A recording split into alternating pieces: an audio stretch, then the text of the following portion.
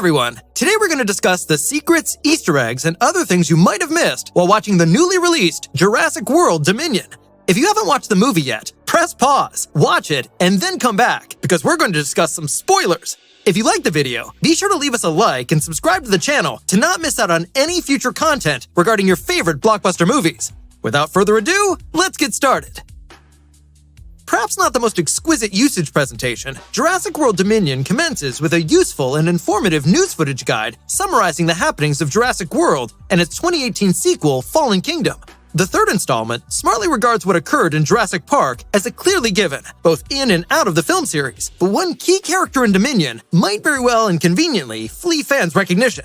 Louis Dodgson is presented as the rich and powerful CEO of the biology and genetics corporation Biosyn, and neither the personality nor the corporation are creations of this movie. While InGen obtained all of the recognition, both in Jurassic Park and the Lost World Jurassic Park, as the major scientific organization concerned with realizing John Hammond's fantasy and delivering dinosaurs back from the dead, both Biosyn and Dodgson have their historical roots in the earliest Michael Crichton book and the 1993 Acclamation.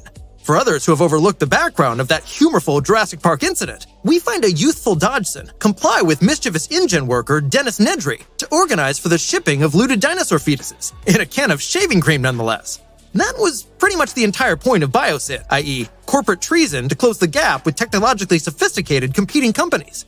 Those fetuses never apparently made it to their final destination, as Nedry ends up dead at the claws of a thirsty Dilophosaurus, and his canister of treasured fetuses gets misplaced in the dirt. However, the long years have seemed to have been exceedingly kind to Dodgson, who rose to prominence in becoming CEO and the key human villain in Dominion. What a transformation! Dr. Henry Wu, played by B.D. Wong, was yet another InGen worker who occurred in the same room as the earliest attendees, while Hammond offered them a tour of the place 3 decades back. Then arrived Jurassic World, which transformed him into one of the main antagonists next to modern-day efforts to manipulate the dinosaur replicating innovation he assisted in the first spot. Dominion then opted to offer him a full-fledged atonement plotline. Even though it's a bit far-fetched, one cannot ignore the entertainment of viewing a performer of Wong's high caliber come back for a somewhat stronger role. In any circumstance, what Dominion is doing with his role offers some interesting rollbacks and notifications to his initial form. Back at the old park, his one big plotline was actually replying to Malcolm's suspicion that the amusement park dinosaur landmarks would not regenerate by themselves in the outdoors. Of course, InGen counterbalanced for this by trying to make all reptiles female, but InGen's predisposition for blending dinosaur DNA with other living creatures demonstrated to be their ultimate downfall. Blue the Velociraptor has young of her own, pertaining to a wiser and far more sorrowful Wu in Dominion. When questioned if Biosyn has been using DNA splicing methods, he makes a sardonic comment. It seems that a lesson has been learned. Remember that can of shaving cream referenced? It returns in Dominion like a thief in the night. Unexpectedly in the movie, Dodgson and his apprentice Ramsey try to escape to the CEO's underground facility since everything beyond Biosyn head office falls to pieces. We catch glimpses of the same can of shaving cream installed in a corner in this vast collection of artifacts and memorabilia. How did it get out of the filth? And were most of its fetuses still intact? Dominion has far more urgent matters than trying to explain away those troublesome quibbles, but fans can absolutely guarantee that this specific can will be seen at least once more. The upcoming 5th season of the continuing Camp Cretaceous cartoon series will grab up this discussion in a bigger direction. Till then, the can is an enjoyable connection that demonstrates how even trivial things from the original movie are still striking a chord after all of these years down the line. Did you actually think we had already had enough of one of Jurassic Park's most magnificent and potentially lethal inclusions?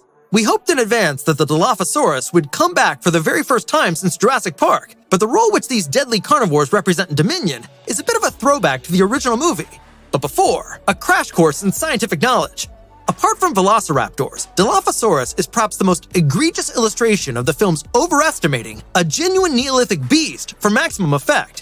We have no scientific proof that these dinosaurs also had neck fluff or vomit bright poison at their scavengers, but it appears to work in-universe because InGen screwed with their genetic material. In any scenario, the dinosaur lifeform is best recognized for providing Nedry to a horrific and quite well-deserved final moment, trying to blind him with its poison after a horrendously odd game of grab. In Dominion, their humorous little routine of handing out justice is back with a desire for revenge when a flock traps the evil Dodgson and sends him out in the same manner as Nedry years ago.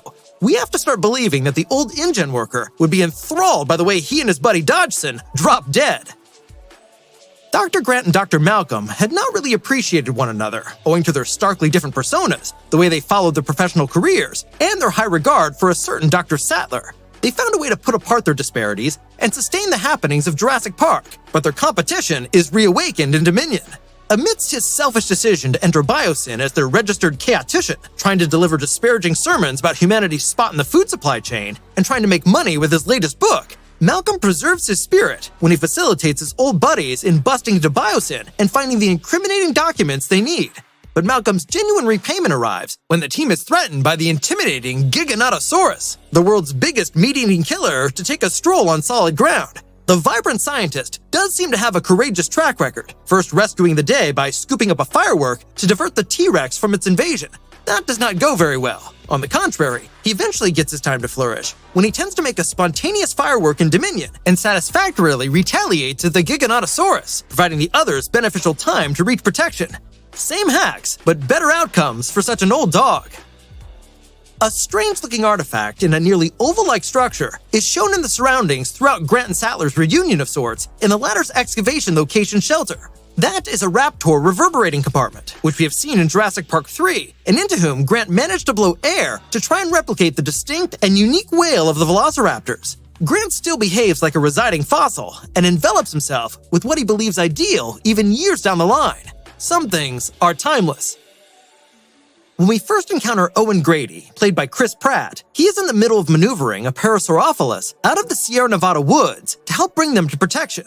As awesome as this appearance is, this isn't the first time that people have repeatedly tried the very same trick with much the same species of dinosaur. In the Lost World Jurassic Park, InGen militias invade Isla Sorna and strive to curl up dinosaurs in a comparable pattern in order to develop a new park back on the continent in San Diego. They even have the same string technique as Grady, however, for really distinct causes. Steven Spielberg is a child of divorced parents, and that is the reason divorce is a constant motif in his films. And it is a constant theme all through the Jurassic Park film series, even after Spielberg abandoned the driving seat of directors after The Lost World. Dr. Ian Malcolm tells in the earliest Jurassic Park that he's really on the high alert for the upcoming future ex-Mrs. Malcolm, describing that he has 3 children from multiple partners. The eventual divorce of Dr. John Hammond's child seems to be more central to the plot. This is why he welcomes Lex and Tim to the Isle in the first spot, to shift their attention aside from their mom and dad's hurtful court case. In Jurassic Park 3, Paul and Amanda Kirby deceive Dr. Grant into accepting them to Isla Sorna by acting as a prosperous pair enthusiastic to buy shares in his career. They are, in fact, Eric's separated parents, who mysteriously disappeared while paragliding with his mom's boyfriend. The narrative of Jurassic World is reprocessed by placing Claire in command of her sister's sons, Zach and Gray, while their mom and dad hammer out the details of their breakup, which tends to put a strain on the children, regardless of everyone's valiant efforts to safeguard them from this. Correspondingly, Dominion cites 3 more divorce cases. Ellie is no longer with her husband. However, she has 2 adult children with him, and Ian already has 5 ex-wives. Among the many box office hits directed by Steven Spielberg are the Indiana Jones films, wherein Harrison Ford's Indy has never been seen without his hat. In Indiana Jones and the Temple of Doom, there is a scenario where the hat seems to be out of range. He starts rolling further against logic to scoop it up just in time, apparently. The striking similarities between Indiana Jones and Dr. Alan Grant are clearly evident. The first is an archaeologist, and the second is a paleontologist.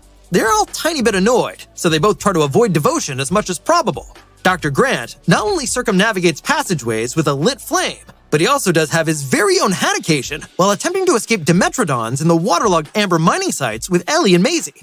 This is unquestionably a wonderful tribute to Spielberg and Indiana Jones from yet another murky but sneakily warm-hearted traveler. I read your book. Alan Grant is conditioned to constantly hearing younger audiences of his mention the very same thing to him. First, there was Tim in Jurassic Park, John Hammond's borderline obsessive grandchild, who loved and respected Grant's feet all the time. Now, it is Owen Grady himself, though he actually admitted he only did listen to the audiobook version. The 2 protagonists share astonishing little time on screen in Dominion, but Grant has always had several fans around the world. That's it for today. Have you noticed some of these secrets already? Did we leave out another secret or Easter egg? Let us know in the comments down below. Be sure to leave us a like if you enjoyed the video, and subscribe for more content on the biggest upcoming blockbusters. Until next time,